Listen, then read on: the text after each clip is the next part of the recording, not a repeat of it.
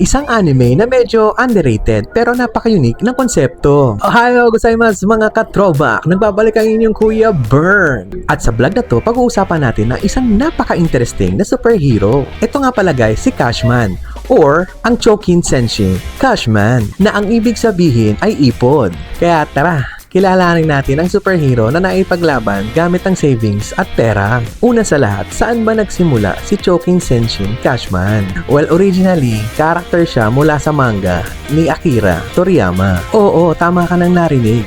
Si Akira Toriyama, ang legendary mangaka na may gawa ng Dragon Ball at Dr. Slump. Nagsimula si Cashman bilang short story sa V-Jump magazine noong early 90s. At noong 1997, nabigyan siya ng sariling tokusatsu series. At ito nga pala ang Chokin Senshin Cashman na produce ng TBS at Toei Company. Ang bida ay si Takeshi Masaki, isang alien crime fighter mula sa planet Bird. Isang araw habang sinusubukan itigil ang krimen sa Earth, na-realize niya na kailangan niya rin ng pera para mabuhay dito. So nag-decide siya maging photographer para makaipon. Kaya siya tinawag na Chokin Senshin or Savings Warrior. Si Cashman ay may dalawang identities, si alien hero at si human alter ego na si Takeshi Masaki. Meron siyang transformation sequence na very classic, full of flashy lights pose. At syempre, yung iconic armor niya na silver at futuristic. Ang pag-transform niya rito ng Cashman ay mayahambing sa tulad na mukha ni Cooler, ang kapatid ni Frieza sa Dragon Ball Z.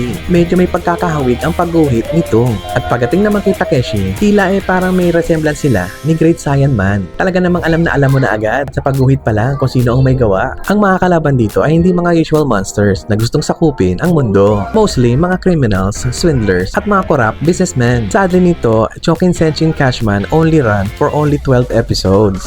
Hindi siya naging sikat tulad ng ibang tokusatsu series, pero naging cult favorite siya among diehard fans ni Akira Toriyama. Maraming fans ang nagsasabi kung i-reboot ito today, pwede itong mag-click lalo na sa Gen Z. Kasi nga, who doesn't want a hero who fights for financial freedom, right? So ayun mga kasentay, yan ang Chokin Senshin Cashman. Sana nagustuhan nyo ang munting vlog for today. At kung meron kang gustong pag-usapan na related sa anime, i-comment mo lang yan ka-throwback. Maraming salamat sa inyong panonood. Ako nga pala ang inyong Kuya Bern. Happy Sunday at hanggang sa muli. Paalam!